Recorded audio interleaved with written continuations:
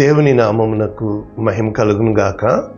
ప్రభువునందు ప్రియులరా, మన ప్రభువు రక్షకుడునైన క్రీస్తు యేసు పరిశుద్ధ నామమున మీ అందరికీ శుభములు. 27వ తేదీ సెప్టెంబర్ మాసము 2024 సంవత్సరం. ఈరోజు దేవుడు నిన్ను ప్రేమించి ఇస్తున్న వాగ్దానము, నీకు సమాధానము కలుగచేయునుగాక. సంఖ్యాకాండము 6వ అధ్యాయము 26వ వచనం. పూర్తి వచనము, యెహోవా నీ మీద తన సన్నిధి కాంతి ఉదయింపచేసి నీకు సమాధానము కలుగచేయునుగాక. ఏం చెప్పబడుతుంది? యెహోవా నీ మీద తన సన్నిధి కాంతి ఉదయింపచేసి నీకు సమాధానము కలుగచేయునుగాక. ఈరోజు వాగ్దానము, నీకు సమాధానము కలుగచేయునుగాక. సీట్ బెల్ట్ వేసుకోండి, రెడీ అవ్వండి. అద్భుతమైన రీతిలో ఈ సమాధానము అన్న మాటని మనము ఎలా అర్థం చేసుకోవచ్చో, దేవుని వాక్యము ఏం చెబుతుందో, అసలు సమాధానము అంటే ఒకలాగా చెప్పాలంటే ప్రశ్న సమాధానం కదా. అంటే ప్రతి ప్రశ్నకి సమాధానం, ప్రతి సమస్యకి సమాధానం, ప్రతి రోగానికి సమాధానం, ప్రతి నీ స్థితికి సమాధానం. అంటే one solution is equal to all your problems. అంటే ఒక్క సమాధానము అన్న మాట ఎవరు చెప్తున్నారు? దేవుడు చెబుతున్నాడు. అంటే ఎవరి సమాధానము? ఇప్పుడు ఎవరినైనా ప్రశ్న అడిగితే వాళ్ళు సమాధానం చెప్తారు. అదే నీకొచ్చిన రోగాన్ని నువ్వు అడిగావనుకో, ఏ రోగమా, నువ్వు నాకు ఎందుకు వచ్చావు అని, అప్పుడు నిజంగా ఆ రోగం ఎందుకు వచ్చానో, అది ఏం చేస్తే పోతుందో నీకు చెప్పిందనుకో, యు గాట్ ద సొల్యూషన్. నీకు సమాధానం దొరికింది. అద్భుతమైన రీతిలో లోతైన వాక్యాలతో ఈ వాక్యం నేర్చుకుందాం. రైట్? ఈరోజు 27వ తేదీ కదా, అంటే టపటపటపమని 9వ నెల కూడా అయిపోతుంది. కాలం వెళ్ళిపోతూ ఉంటుంది. కానీ చాలాసార్లు చెప్తారు, ఎందుకు కాలం కోసం చెప్తున్నానంటే కాలమే సమాధానం ఇస్తుంది. నిజంగా చాలా విషయాలకి కాలము సమాధానము ఇస్తుంది. రైట్? అంటే ఒకవేళ ఈ రోజున మన జీవితంలో ఈ 9 నెలలు అయ్యాక కదా బిడ్డ పుడతాడు, అయితే మనకి ఈ అల్ట్రాసౌండ్, ఈ స్కానింగ్లు వచ్చినాయి కదా, అయినా మరి 5వ నెల లేకపోతే 3వ నెల ఎగ్జాంపుల్కి ఎముకలు ముందు కలిగినాయా, మాంసం ముందు కలిగినాయా అని ఈ మధ్య స్టడీ చేశాను. కనుక మరి నిజంగా పుట్టబోయే బిడ్డ ఆడబిడ్డ మగబిడ్డ అనేది ఎప్పుడు తెలుస్తుంది? ఖచ్చితంగా 2 నెలలు ఫుల్ ఫామ్ అయిన తర్వాత 3వ నెలలో పడినప్పుడే కదా తెలుస్తుంది. అంటే కాలము అనేక విషయాలకి సమాధానం. చూసారా? అంటే సమాధానం అనే వాడే పదంలో ఎన్ని భావాలు ఉన్నాయి మనం నేర్చుకుందాం. రైట్? అయితే మనము కువైట్లో ఉన్నాము కనుక మొట్టమొదటిసారి మనకి ఇక్కడ అడుగు పెట్టిన వెంటనే మనం వినబడే స్వరం ఏంటి? అస్సలాం అలైకుం. అంటే అర్థం ఏంటి? నీకు సమాధానం కలుగునుగాక, పీస్ బీ అపాన్ యూ. మరి మనము ఇవ్వాల్సిన రిప్లై ఏంటి? వ అస్సలాం అలైకుం, వస్సలాం అలైకుం. అంటే నీకు కూడా సమాధానము కలుగునుగాక, peace be upon you also. చూసారా? అంటే మీకు అర్థమవుతుంది, ఇది ఒక గ్రీటింగ్. ఇక్కడ ఏం జరుగుతుంది అని వెళ్ళే ముందు మనము ఒక్కసారి ఇంగ్లీష్ వెర్షన్లో, అప్పుడే కాదు, ఇక్కడ ఎందుకు ఈ మాట చెప్పబడింది? ఈ సంఖ్యాకాండము 6వ అధ్యాయం 26వ వచనం కదా, కానీ ఇది ఎక్కడి నుంచి మొదలవుతుంది? ఈ వాక్య భావాలు 22వ వచనం. యెహోవా మోషేకు ఈలాగు సెలవిచ్చెను. దేవుడు మోషేతో మాట్లాడతాడు, మోషే అహరోనుకి చెప్పాలి. రైట్? ఇది దేవుడు ఆదాముతో మాట్లాడాడు, ఆదాము అవ్వకి చెప్పాలా, కానీ కాలం మారిపోయింది కదా. రైట్? వదిలేద్దాం. కనుక నీవు అహరోనుతోనూ అతని కుమారులతోనూ ఇలాగు అనుము. ఏమంటున్నాడు? మీరు ఇశ్రాయేలీయులను ఇలాగు దీవించవలెను. ఇక్కడ నోట్ దిస్ పాయింట్, ఇశ్రాయేలీయులను అనే ఉంటుంది. ఇక్కడ ఒక్క పాయింట్ చెప్పనివ్వండి. దేవుడు మొట్టమొదట ఆదాముని చేశాడు. ఈ ఆదాముని మట్టి నుంచి చేశాడు, మనకి తెలుసు. అయితే ఆదాము ఎప్పుడైతే పాపము చేశాడో పాపము దేవునికి దూరం చేసింది.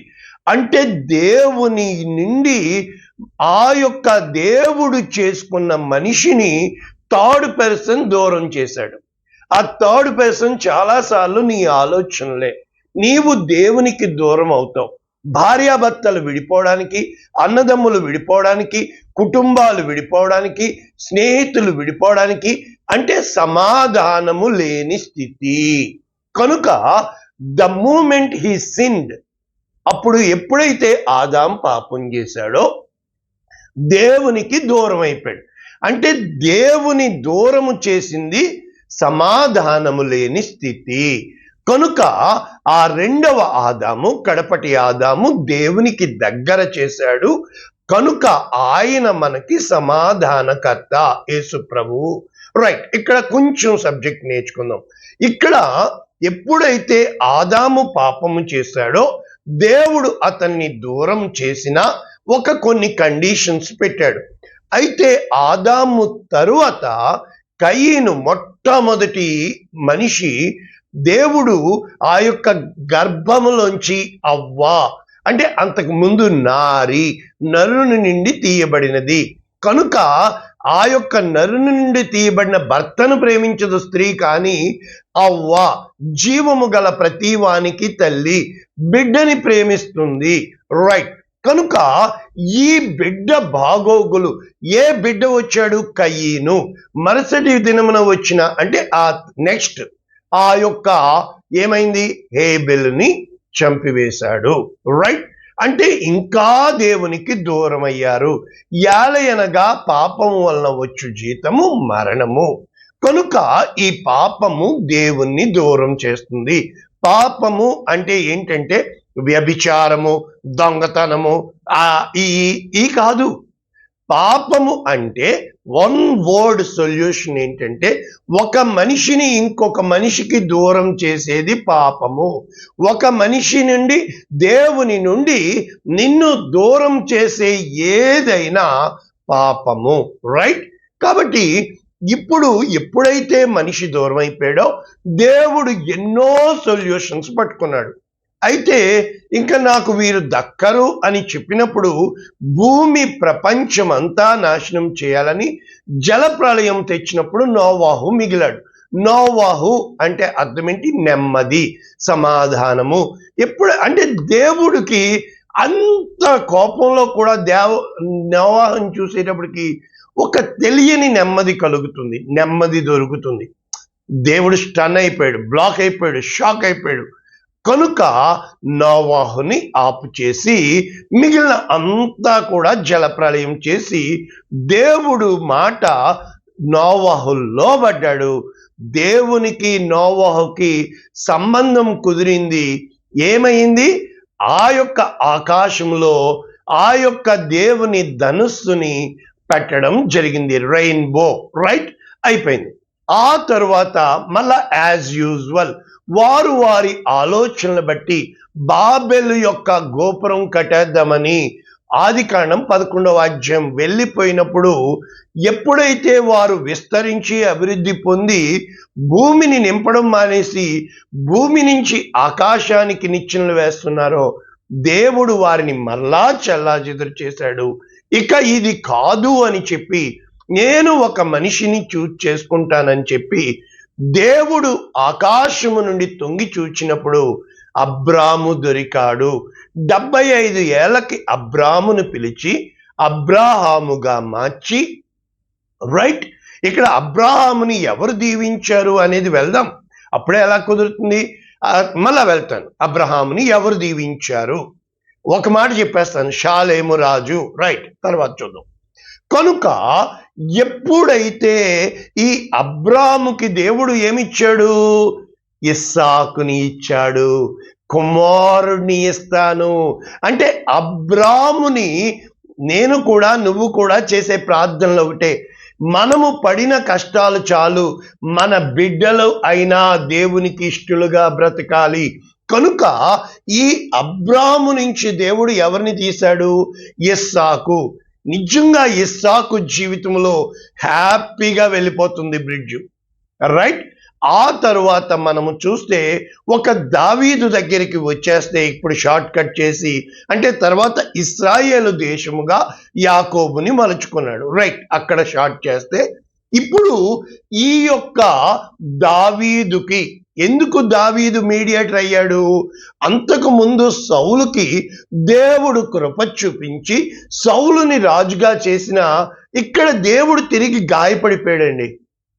ఎప్పుడైతే దేవుడు పరితాపము చెందాడో, అక్కడ ఆదికాండము 6వ అధ్యాయంలో దేవుడు పరితాపం చెందాడో, సేమ్ టు సేమ్ ఇక్కడ దావీదుకి దేవుడు హృదయానుసారుడిగా పిలిచి, అప్పుడు దావీదుకి నీకు పుట్టబోవు కుమారుడు సమాధానకర్త, Shalem, Solomon, shalom, Amnon, shalom.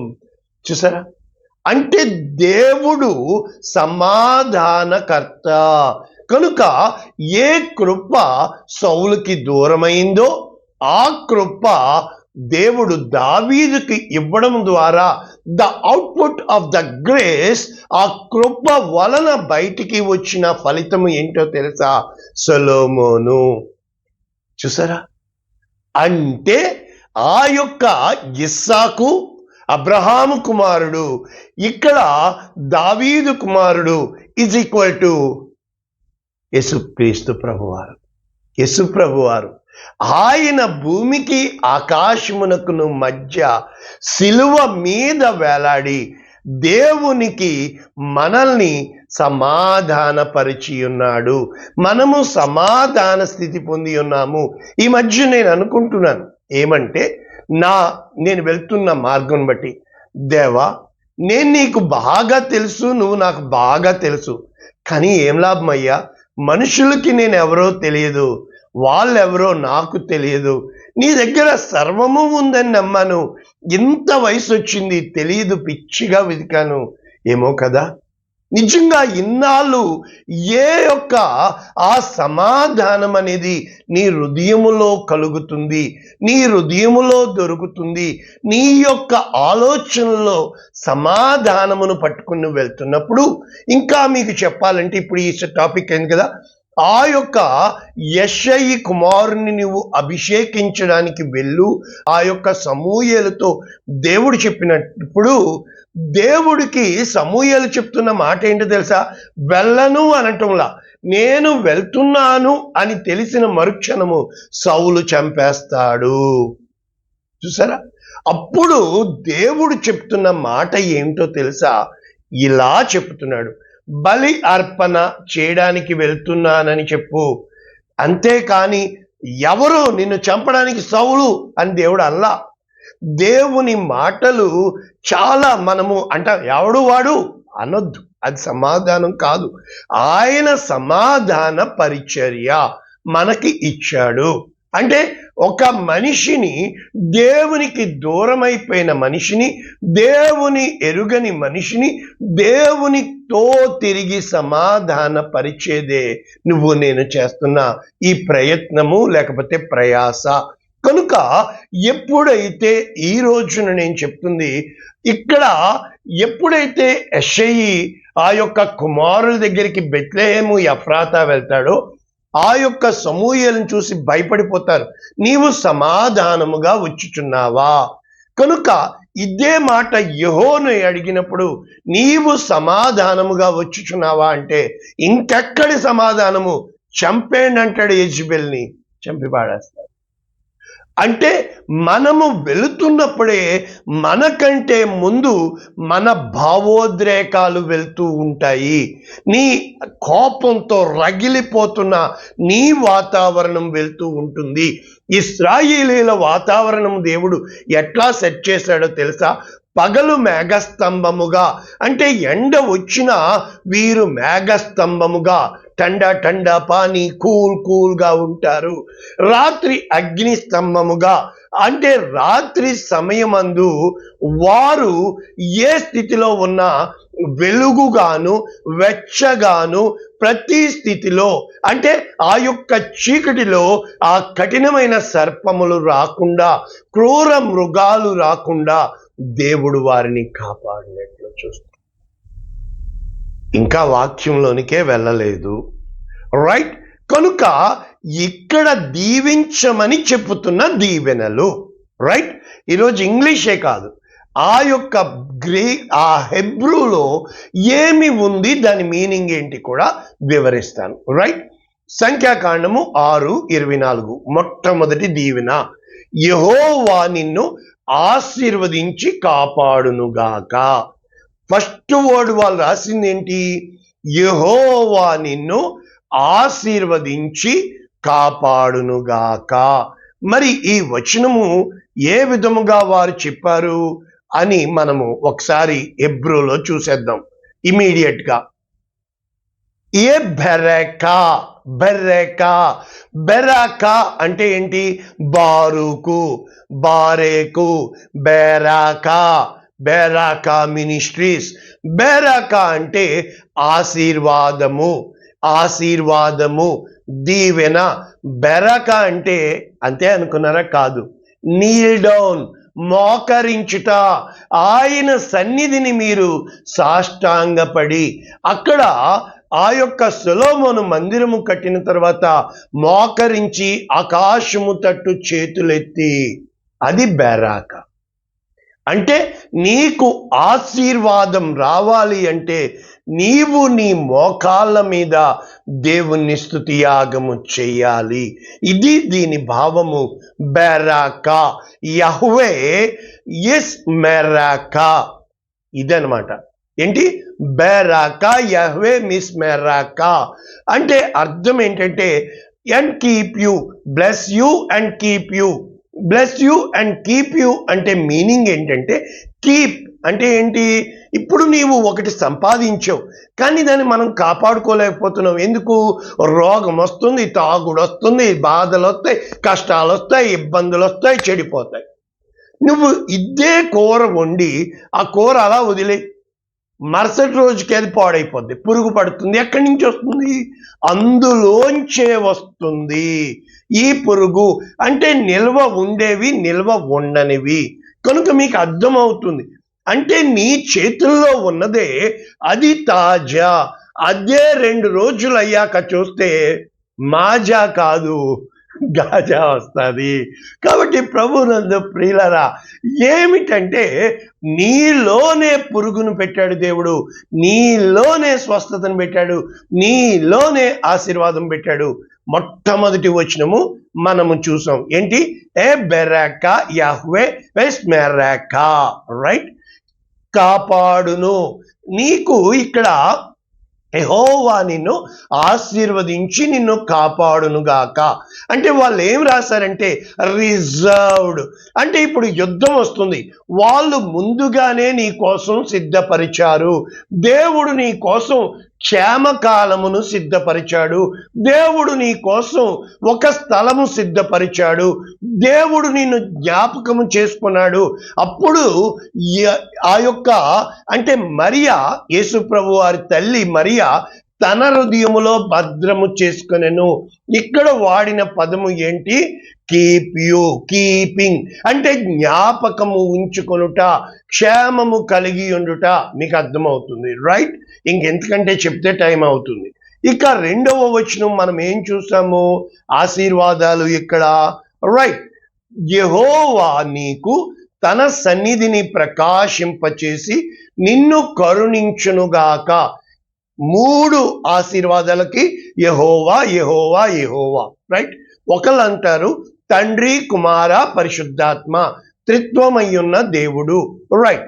ఇప్పుడు ఇక్కడ ఏం చెప్పబడుతుంది? తన సన్నిధిని ప్రకాశింపచేసి. సన్నిధి అంటే అర్థం ఏంటంటే ప్రెజెన్స్. అంటే మరి ఇంగ్లీష్లో ఏం రాస్తారో మళ్ళా చూపిస్తాను. మనము హిబ్రూలో చూసేస్తున్నాం. ఇక్కడ వీళ్ళు రాసింది పదము ఏమిటి? యాయర్ అంటే షైన్. యాయర్ షైన్. యహ్వే దేవుడు. ఇంకా ఏమన్నాడు? పనా హిజ్ ఫేస్, ఆయన యొక్క ముఖము, ముఖ కాంతి. ఆయన తనను నీ వైపు తిప్పుకొని, అంటే దేవుడికి దూరమైన దేవుడు నీ వైపు చూడటం. అంటే మీరు అంటున్నారు మాకు అందరికీ తెలుసు కదండి హృదయాలకి. No no no, it is not that mean. నీకు కావలసిన వ్యక్తి ఉన్నా ఆ వ్యక్తి నిన్ను చూడలేదనుకోండి, అందరితో పాటే. అయితే ఎప్పుడైతే వడ్డించేవాడికి నువ్వు తెలుస్తావో అన్నీ నీ దగ్గరికే వస్తాయి. అంటే మీకు అర్థం అవుతుందా? ఇక్కడ పన, పెనుయల్, ఎల్, పన, పెనే అంటే అర్థం ఏంటంటే ముఖము. ఏమంటున్నాడు? ఎలెక నీకు, వై హునేక, ఎలెక వై హునేక అంటే హునేక, హన్నా, అనాన్, హనాన్ కృప, కనికరము. అంటే ఈ భావాలు ఎందుకు మీకు నేను నేర్పిస్తున్నాను అనేది ముందుకు వెళ్దాం. ఇక ఈరోజు వాక్యం ఏంటి? ఇక్కడ మనకేమని చెప్పబడుతుంది? యెహోవా నీ మీద తన సన్నిధి కాంతి ఉదయింపచేసి. ఉదయింపచేసి, ఉదయము అని ఏమికంటాము? ఆ సూర్యుడు లేచుట, నీ ముఖము ఎత్తుట, నీ తల పైకెత్తుట. ఎంతవరకు నిందలతో అవమానములతో తల ఎత్తుకోలేని నువ్వు నేనున్నా. నీ ముఖమును, నీ చేతిని, నిన్ను పైకి లేవనెత్తువాడు, వారు పడిన గుంట నుంచి పైకి లేవనెత్తువాడు నీ దేవుడు. కనుక నీకు సమాధానము. ఇక్కడ మీకు అర్థమవుతుంది కదా, సమాధానము అంటే అక్కడ ఆశీర్వదించి కాపాడును. రెండవది సన్నిధి కాంతి ప్రకాశింపచేసి కనికరమించును. మూడవది ఉదయింపచేసి నిన్ను పైకి లేవనెత్తి సమాధానమిచ్చును. అంటే దేవుడు నీతో నడుచును. ఈ మదము ఆ యొక్క హెబ్రోలో ఏమని రాశారు? మనం అక్కడికి కూడా వెళ్ళిపోతే లిఫ్ట్ అప్ ఇస్సా. ఇస్సా అంటే నిన్ను ఏ స్థితిలో ఉన్నా ఒంటరి అయిన వాడును 1000 మందిగా మార్చేవాడు, నీ తల పైకెత్తేవాడు. ఆయన బలిష్టమైన చేతి కింద దీన మనస్కులై నీ సమయం వచ్చినప్పుడు ఎవ్వడు ఆపినా మబ్బులు తొలగిపోతాయి.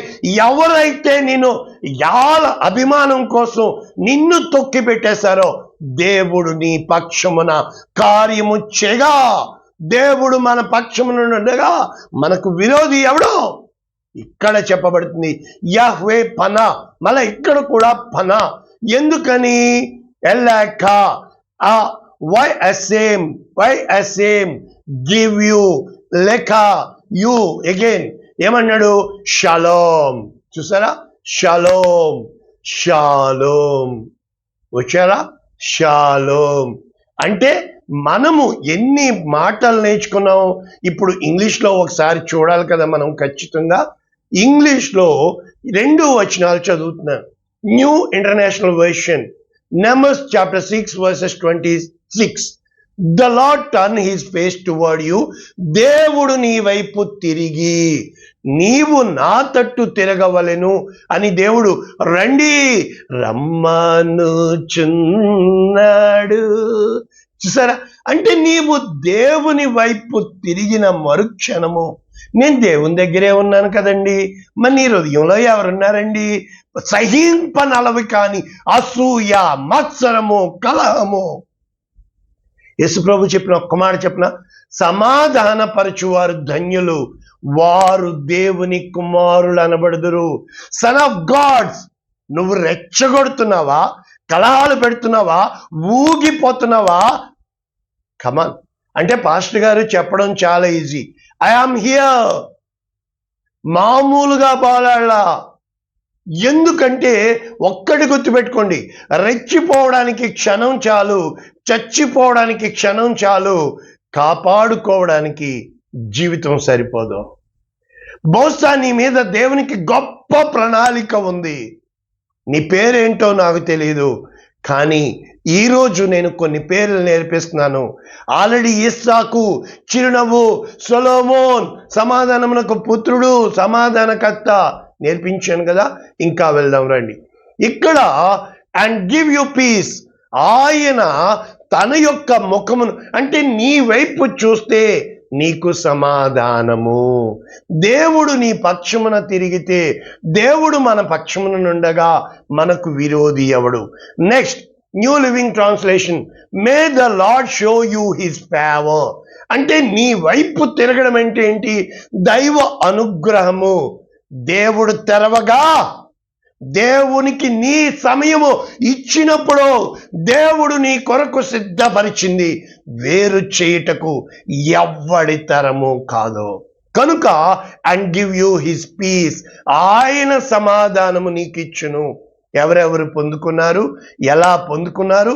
ఇప్పుడు ఎంత వాక్యం నేర్చుకున్న మీరు టప టప టపమని వెళ్ళిపోతే కీర్తన 95:7, రండి నమస్కారము చేసి సాగిలపడుదము, మనలను సృజించిన యెహోవా సన్నిధిని మోకరించుదము. ఇక్కడ బెరాక, నీవు ఎప్పుడైతే దేవునితో సమాధానం పడి ఆ సమాధానం నీ హృదయంలోనికి వస్తుందో, ఆ సమాధానము నీ యొక్క మనసులోకి వస్తుందో, ఆ సమాధానం పట్టుకొని నువ్వు వెళ్ళడమే దేవుని సేవ. చూసారా, మీరు ఆయన మాటను అంగీకరించిన ఎడల ఎంత మేలు. 2వ దినవృత్తాంతంలో 6:13, ఇందాకే నేను చెప్పాను ఆల్రెడీ. సొలొమోను తాను చేయించిన 5 మూరల పొడవు, 5 మూరల వెడల్పు, 3 మూరల ఎత్తు ఇత్తడి చప్పరము ముంగిటి ఆవరణమునందుంచి, అంటే ఏంటో తెలుసా? ఆల్టర్. ఇది పుల్పిట్ మేము వేసుకుంటున్నాం కదా, ఇటువంటిది. ఏం చెప్తున్నాడు? దాని మీద నిలిచి ఉండి ఏమని చెప్తున్నాడు? సమాజముగా కూడి ఉన్న ఇశ్రాయేలీయులందరి ఎదుట మోకాళ్ళుని, నీల్ డౌన్, బెరాకా, చేతులు ఆకాశం వైపు చాపి సొలొమోను ఇట్లు ప్రార్థన చేసెను. ఈ ప్రార్థన ఎవరి ప్రార్థన? విజ్ఞాపనకర్త అయిన యేసు క్రీస్తు ప్రార్థన. రైట్. కీర్తనలు మనము 90వ కీర్తన నేర్చుకున్నాం. తర్వాత ఒక్క వచనం చదువుతాను, కేవలం ఒక్క. నీ కోపము వలన మేము క్షీణించుచున్నాము, నీ ఉగ్రతను బట్టి దిగులు పడుచున్నాము. రైట్, ఇది మళ్ళా వస్తాను. రైట్, అయితే కీర్తనలు 4:6, మాకు మేలు చూపువాడెవడని పలుకువారు అనేకులు, యెహోవా నీ సన్నిధి కాంతి మా మీద ప్రకాశింపచేయుము. చూసారా, అంటే వారి ధాన్య ద్రాక్షారసములు విస్తరించిన నాటి కంటే, వాటి సంతోషము కంటే అధికమైన సంతోషము నీవు నా హృదయములో పుట్టించితివి. కాబట్టి నెమ్మదితో పడుకొని నిద్రపోదును, ఒంటరిగా ఉండినను నీవే నన్ను సురక్షితముగా నివసింపచేదువు. తనకు కలిగి ఉన్న బాధను బట్టి దావీదు చెప్పుకుంటున్న మాట. ఇంకా ఆశీర్వాదం ఏంటంటే కీర్తనలు 29:11, యెహోవా తన ప్రజలకు బలము అనుగ్రహించి, ఆయనే నీకు బలము అనుగ్రహించువాడు.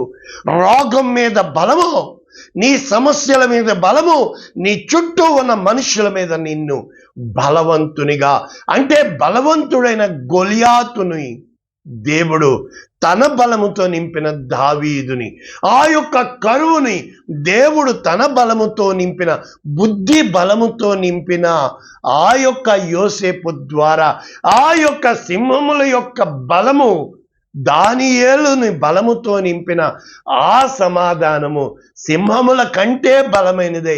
సింహాలు దానియేలుని చూచి జడుసుకున్న బలము ఏ అగ్ని బలము కంటే షడ్రక్ మేషక్ అబేద్నెగోల బలమునిచ్చు దేవుడు వారికి తోడుగా ఉన్నాడో అగ్ని వారిని ఏమీ చేయలేకపోయింది. కనుక తన ప్రజలకు ఇక్కడ ఏంటి కీర్తన 29:11 తన ప్రజలకు బలము అనుగ్రహించును, తన ప్రజలకు సమాధానము కలుగు చేసి వారిని ఆశీర్వదించును. అంటే ఆశీర్వాదం అంటారు కాదు. ఆశీర్వాదము అనేది దేని మీద ఆధారపడి ఉన్నాయి? యెహోవా నిన్ను ఆశీర్వదించి నిన్ను కాపాడకపోతే ఆశీర్వాదం తీసుకుని ఏం లాభం?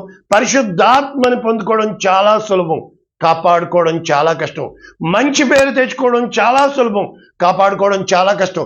పెళ్లి చేసుకోవడం చాలా సులభం, ప్రేమించడం, కాపాడుకోవడం చాలా కష్టం. ఏదైనా కూడా ఒక రిలేషన్షిప్ కాపాడుకోవడానికి త్యాగం అవ్వకపోతే దెర్ ఇస్ నో మీనింగ్. కాబట్టి ప్రభువునందు ప్రియులరా, అంటే ఆశీర్వాదముకి ఎన్ని మెట్లు ఉన్నాయి? ఒకటి కాపాడడము అంటే అనుక్షణము మనం తప్పిపోతూ ఉంటాము. ఆయన మన చెయ్యి విడిచిపెట్టకుండా కృప కలుగును గాక, పర్వతమా కృప కలుగును గాక, తొలగిపోదువు కాక. నిత్యము కృప నిన్ను కరుణించడము.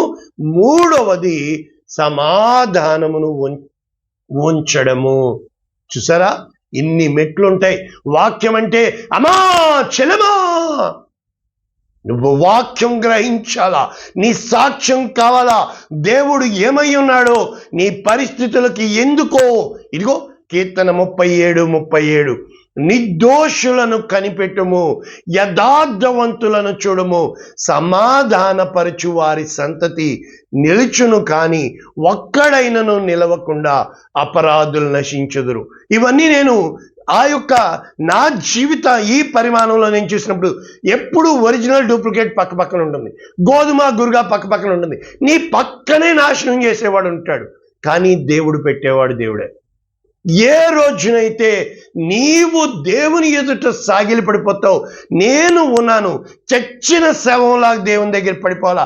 ప్రభువా నువ్వు తప్ప నాకు దిక్కు లేదు. మనుషులు డ్రామా చూస్తూ ఉంటారు. Don't worry, never keep anybody in your heart, keep the God in your heart. ఇక్కడ కీర్తనలు 44:3 వారు తమ ఖడ్గము చేత దేశమును స్వాధీనపరచు. ఇశ్రాయేలీలు తమ ఆ యొక్క ఖడ్గాన్ని బట్టి, లేకపోతే ఇప్పుడు మిస్సైల్స్ని బట్టి కాదు, వారి వారికి జయం ఇవ్వలేదు. అంటే వారి యొక్క శక్తి, మరి కండలు పెంచుకొని గొడవకి వెళ్తాం కదా, కొడతాను రా అని, అది జయం ఇవ్వలేదు. నీవు వారిని కటాక్షించిదివి కనుక. దేవుని కనికరము ఏంటండి? కొండలో కాగడాలు పట్టుకుని గిద్యోను విజయం పొందాడండి. వారు జయము కలుగును గాక అన్న వెంటనే ఎరికో గోడలు కూలిపోయినాయండి. హల్లెలూయా. గనుక పాస్టర్ గారు అవన్నీ వాక్యంలో ఎవరు చెప్పారు? చిన్నవి కాదు. నువ్వు నిజంగా దేవుని పట్టుకోగలవా? ఈ రోజుల్లో నా భయం ఏంటో తెలుసా? ఎన్నాళ్ళు ఇదిగోనండి నేనున్నాను, కువైట్లో ఉండి పైసా సంపాదన లేకుండా నువ్వు వేస్ట్, నీ బతుకు వేస్ట్ అన్నారు నన్ను. ఇప్పుడు నా భయం ఏంటో తెలుసా? ఇంకా క్షణము కూడా ఎదురు చూడలేను. ఎన్నాళ్ళు ఏది కాపాడుకున్నానో బహుశా పోగొట్టుకుంటానేమో దేవా, ఇంకా నిన్ను నమ్మలేనేమో దేవా అన్నంతగా నేను చిదిగిపోయాను. ఏ రోజన్నా ఎవడండి ఇలా ఉండేవాడో? ఏ రోజైతే మనుషులు ఎప్పుడు మనీకి విలువిస్తారు, కానీ మనిషికి విలువ ఇచ్చేవాడు నీ దేవుడో. నీవు కూడా హృదయంలో మనీని పెట్టుకున్నావా? నీవు మనిషివి అని, దేవుణ్ణి చేసిన చేతి పని అయి ఉన్నావని దేవుని వైపు చూస్తున్నావా? ఇక్కడ చెప్పబడుతుంది, నీ దక్షిణ హస్తమే, నీ బాహువే, నీ ముఖ కాంతి వారికి విజయము కలుగజేసాను. చూసారా, ముఖ కాంతి మీద ఎన్నున్నాయో అంటే నెంబర్ 1 కటాక్షించితివి, నెక్స్ట్ విజయము కలుగ చేసేటివి. అంటే దేవుని కనికరము నీకు విజయ జీవితం ఇస్తుంది. కనుక ఇప్పుడు మనము ముగింపులోకి వెళ్తూ మనము నేర్చుకుంటున్న వాక్యాలు, ఈ యొక్క వాక్యాలు మత్తయి సువార్త 5వ అధ్యాయం 9వ వచనం. ఇందాక చెప్పాను, వారు దేవుని కుమారులు. ఒక చోట గొడవ అవుతుంది, రెచ్చిపోతున్నారు ఇద్దరు. నీ వీపును పెట్టి నడిచి వెళ్ళండిరా. ఇటు వీళ్ళు ఎలాంటి రెచ్చగొట్టే మాటలు అంటారు తెలుసా, ఇటు వీళ్ళైతే మామూలుగా తగ్గరు తెలుసా. కానీ నువ్వు నిలబడగలవా? నువ్వు ఉండగలవా? కుమిలిపోతూ అంటే నీ భావోద్రేకాలని రెచ్చగొట్టేది. వెళ్తాం, ఉండండి. ఆదికాండము 43:29. ఇక్కడ ఈ కనికరమునకి, సమాధానానికి, ఈ కాపాడడానికి ఏంటంటే, యోసేపు తను చిన్నప్పుడు చెప్పినవన్నీ యాకోబు తన హృదయములో జ్ఞాపకం ఉంచుకొనిను, భద్రము చేసుకొను తన దర్శనాలు. అయితే అన్నదమ్ములు అసూయపడ్డారు. ఒకరోజు వచ్చింది, యోసేపు పరిపాలిస్తున్నాడు, అన్నదమ్ములు ధాన్యం కోసం వచ్చారు. యోసేపు గుర్తించాడు, బెన్యామీనుని రప్పించాలా, తర్వాత తండ్రి యాకోబుని రప్పించాలా. చూసారా సమాధానం? ఇక్కడ బెన్యామీను వచ్చిన మరుక్షణము అక్కడ బెలే ఉంటుందండి. అతనిలో ప్రేమ పుట్టెను కనుక యోసేపు పక్కకు వెళ్ళి కుమిలి కుమిలి కుమిలి ఏడుస్తాడండి. ఇక్కడ చెప్తున్న ఆశీర్వాదం ఏంటో తెలుసా? ఇదిగో ఆదికాండము 43:29. అతడు కన్నులెత్తి, అంటే యోసేపు, తన తల్లి కుమారుడు తన తమ్ముడైన బెన్యామీనును చూచి, మీరు నాతో చెప్పిన మీ తమ్ముడు ఇతడేనా? చూసారా, తన తమ్ముడు. అడిగి, నా కుమారుడా, దేవుడు నిన్ను కరుణించును గాక. ఆ తర్వాత 30వ వచనము, తన తమ్ముని మీద యోసేపునకు ప్రేమ పొర్లుకొని వచ్చెను గనుక అతడు త్వరపడి ఏడ్చుటకు చోటు వెదకి లోపలి గదిలోనికి వెళ్ళి అక్కడ ఏడ్చెను. అంటే ఇది దేవుడు ఒక తప్పిపోయిన నీ పట్ల నీ రోగమా సమాధానం దేవుడు, నీ అప్పుల సమాధానం దేవుడు, నీ ఇబ్బందుల సమాధానం దేవుడు, నీ కుటుంబంలో నిన్ను ఎవ్వరూ పట్టించుకోలేదా, వెలివేసేశారా, ముద్ర గుద్దేశారా, సమాధానం దేవుడు.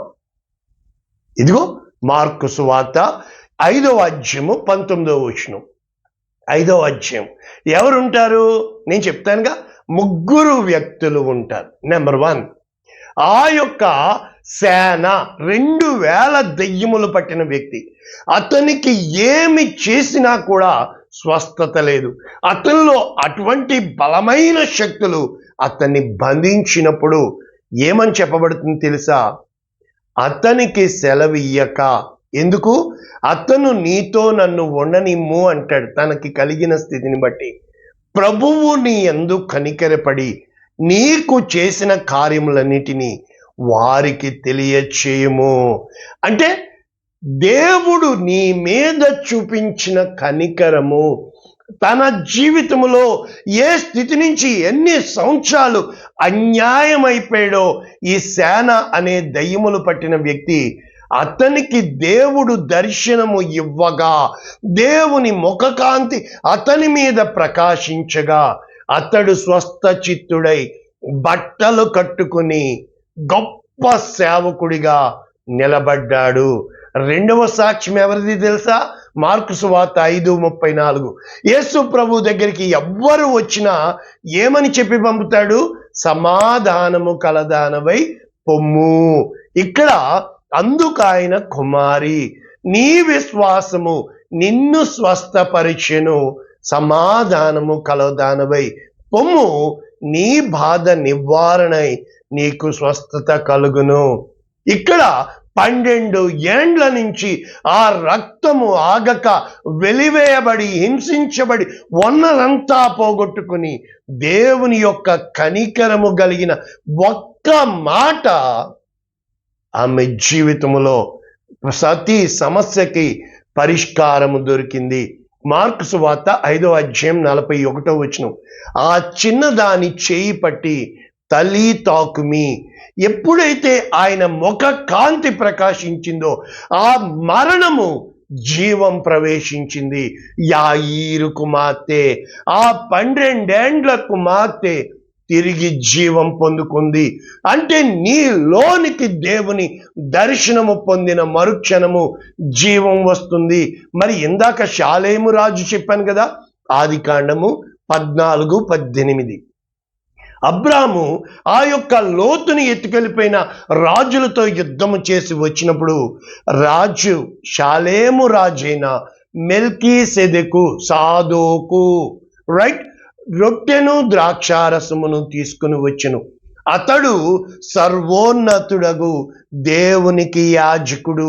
అప్పుడు అతడు అబ్రామును ఆశీర్వదించి, ఆకాశమునకును భూమికిని సృష్టికర్తయు సర్వోన్నతుడునైన దేవుని వలన అబ్రాము ఆశీర్వదించబడునుగాక. నీ శత్రువులను నీ చేతికి అప్పగించిన సర్వోన్నతుడగు దేవుడు స్తుతింపబడునుగాక అని చెప్పాను. అప్పుడు అబ్రాము అతనికి 10వ భాగము ఇచ్చెను. చూసారు, నా ద్వారా దీవించబడి ఒక్క కానుక ఇవ్వలేదు. నేను చెప్తున్నాను, ఇది ఎడిట్ చేయను. ఎందుకు అంటే దేవుడు నిన్ను దీవించినప్పుడు నీవు కృతజ్ఞత కలిగి ఉన్నావా?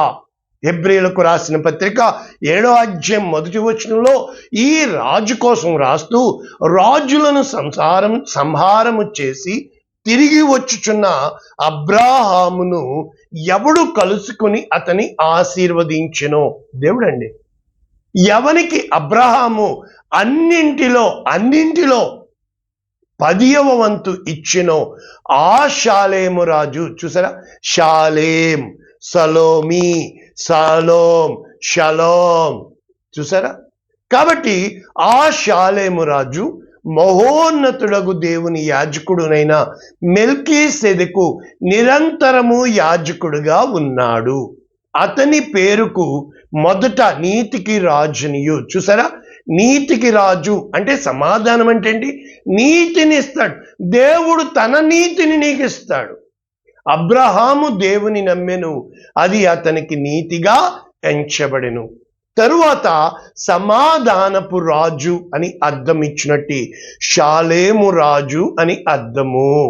కనుక ఇప్పుడు ఇంత వాక్యం నేర్చుకున్నారు కదా, ముగింపు ఏంటంటే కీర్తన 90, 91 ఇవి 2 కూడా మోషే రాశారు అని చెప్తారు. కారణం ఏంటంటే 90 అంతా కూడా దేవుని ఉగ్రత, అయితే 91 అంతా కూడా దేవుని యందు విశ్వాసమును డిక్లరేషన్ చేయడము. ఇది ఆల్రెడీ నేర్పించాను, లింక్ పెడతాను చూడండి. రైట్, కీర్తన 97 ఇక్కడ ఎలా మొదలు పెడతాడంటే కీర్తన, తరతరముల నుండి నీవే మా దేవుడవు అంటూ నీ కోపము వలన మేము క్షీణించుచున్నాము, నీ ఉగ్రతను బట్టి దిగులు పడుచున్నాము, మా దోషములను నీవు నీ ఎదుట ఉంచుకుని ఉన్నావు, నీ ముఖ కాంతిలో మా రహస్య పాపములు కనబడుచున్నావు. చూసా, ఆయన ముఖము నీ వైపు తిప్పడం అంటే అర్థం ఏంటి? నీ పాపాలు అన్నీ కూడా కనబడుతున్నాయి. గుర్తుపెట్టుకోండి, మనుషుల ముందు మనం మేము రాజకీయాలు చేయం, మేము అటువంటి వాళ్ళం కాదు, నువ్వు చెప్పుకుంటున్నావు. Let the others say the testimony about you. నిన్ను బట్టి ఇతరులు చెప్పితే అది నీకు ఘనత, నీవు చెప్పుకుంటే సొంత డబ్బా. కాబట్టి ఇక్కడ ఏం చెప్పబడుతుంది? నీ ముఖ కాంతిలో మా రహస్యములు కనబడుచుచున్నవి కనుక నీ ఉగ్రతను భరించుచునే మా దినములన్నీ గడిపితిమి, నిట్టూర్పులు విడిచినట్టు మా జీవిత కాలము జరుపుకొందుము. మా ఆయుష్కాలము 70 సంవత్సరములు, అధిక బలము ఉన్న ఎడల 80 సంవత్సరములు అయినను వాటి వైభవము దేవుని దృష్టికి ఆయాసము, దుఃఖమే. అది త్వరగా గతించును, మేము ఎగిరిపోదుము. ఇక్కడ చెప్తూ నీ ఆగ్రహ బలము ఎవరికి తెలియను, నీకు చెందవలసిన భయము కొలది పుట్టు నీ క్రోధము ఎవరికి తెలియను అని చెప్పుతూ ఇది నేను ముగిస్తున్న వాక్యము. మాకు జ్ఞాన హృదయము. జ్ఞానం అంటే ఏంటి? బుద్ధి, జ్ఞాన, సర్వసంపదలు యేసుక్రీస్తునందున్నవి. దేవుని యందు భయభక్తులు కలిగి ఉండుటయే జ్ఞానమునకు మూలం. ప్రసంగి ఎలాగ ముగిస్తాడు? ఇందున వెట్టి నేను చూచినదేమనగా, దేవుని యందు భయభక్తులు కలిగి ఉండడమే. నువ్వు మనిషిని లక్ష్య పెట్టకూడదు. జ్ఞాన హృదయము కలుగునట్లుగా చేయము. మా దినములు లెక్కించుట మాకు నేర్పము. ఇవన్నీ చెప్పాను. ఇప్పుడు చెప్తున్నాడు భక్తుడు, ఎంతవరకు తిరగవు? నీ సేవకులను చూసి ఉదయమున నీ కృపతో మమ్మను తృప్తిపరచుము. అప్పుడు మాత్రమే మాకు సంతోషము. మేము శ్రమను అంటే అనుభవించిన దినముల కొలది, కీడును అనుభవించిన యాండ్ల కొలది మమ్మును సంతోషపరచుము. చూసారా? అంటే 3 రోజులు కన్నీటితో ప్రార్థించి ఈ వాక్యాన్ని సిద్ధపరిచాను. నీకు సమాధానం లేదా? నీవు సమాధానం పడ్డానికి ఇష్టపడటం లేదా? క్షమించడం వల్ల నీవు చాలా గొప్పవాడివి తెలుసా? పగ తీర్చుకోవడం వలన పాతాళంలో, నరకంలో పడతావు తెలుసా? ఊగిపోతా ఉంటావు. నన్ను ముట్టుకున్నారు, నన్ను చేశారు. జాగ్రత్త. నీ హృదయంలో సమాధానం లేకుండా నీవు ప్రార్థించిన వ్యర్థం. నీ హృదయంలో సమాధానం లేకుండా నీవు చేసిన సేవా వ్యర్థం. నీ హృదయంలో సమాధానం లేకుండా నీవు తిన్నా వ్యర్థం. రోగాలన్నీ రావడానికి కారణం ఇప్పుడు సమాధానం నీ హృదయంలో ఉంది. నీ హృదయం అన్నింటికంటే మోసకరమైనది. అది ఘోరమైన వ్యాధి కలది. నీకు రోగం వస్తుందా? రోగాన్ని అడుగు, సమాధానం దొరుకుతుంది. నీకు ప్రజల మీద కోపం వచ్చిందా? ఆ ప్రజల్ని అడుగు, నువ్వు సమాధాన పడ్డానికి ట్రై చేయి. ఏ రోజునైతే దేవుడు ఇస్సాకును ఇచ్చి ఇస్సాకులోంచి యాకోబుని ఇశ్రాయేలుగా మార్చాడు, దావీదుకి ఎంతో మంది కుమారులు అయితే సొలొమోనుని ఇచ్చి అయినా కూడా తప్పిపోయారు. ఈరోజు దేవునితో నువ్వు నేను సమాధానం పడాలి అంటే ఆలోచించండి. ప్రార్థన చేయనా? పరిశుద్ధుడా, ప్రేమ కలిగిన తండ్రి, సమాధానకర్తగా నీవు వచ్చి ఉన్నావు. ఆశ్చర్యకరుడు, ఆలోచనకర్త, నిత్యుడగు తండ్రి, సమాధాన అధిపతి, నీకు వందనాలు. బలవంతుడవైన దేవా, నీకు వందనాలు. నిశ్చయముగా నాయనా, మా అపరాధముల చేత, మా పాపముల చేత మేము పడి చచ్చిన వారమై ఉంటుండగా నీవు మమ్మను నీతో కూడా లేవనెత్తిన దేవా. ఇంత సబ్జెక్ట్ నేర్పించానే. వీరికి ఇది అనవసరం నాకు తెలుసు, కానీ ఇది అవసరమైనది తండ్రి. ఇది వీరు నేర్చుకున్నప్పుడు నీతో సమాధానం వెతుకుతారు. తండ్రి, నీకు విరోధముగా నేను పాపము చేసి ఉన్నాను, నన్ను కరుణించవా. దావీదు కుమారుడా, నన్ను కరుణించవా. ఆ పుట్టి గుడ్డివాడు అడుగుతున్నాడే, నన్ను కరుణించవా. నీ ముఖ కాంతి ప్రకాశించిన మరుక్షణం అతడు చూడగలిగాడే. నీ కృపాహస్తాలకి వాక్యం విన్న వీరిని ఈ వాక్యాన్ని ఫలించి అభివృద్ధి చేసి విస్తరించి నీ కృపలో వాడుకోమని యేసు శ్రేష్టమైన నామమున దీవిస్తున్నాము తండ్రి. Amen. God bless you all. దేవుడు మిమ్మల్ని దీవించును గాక. ఆమేన్.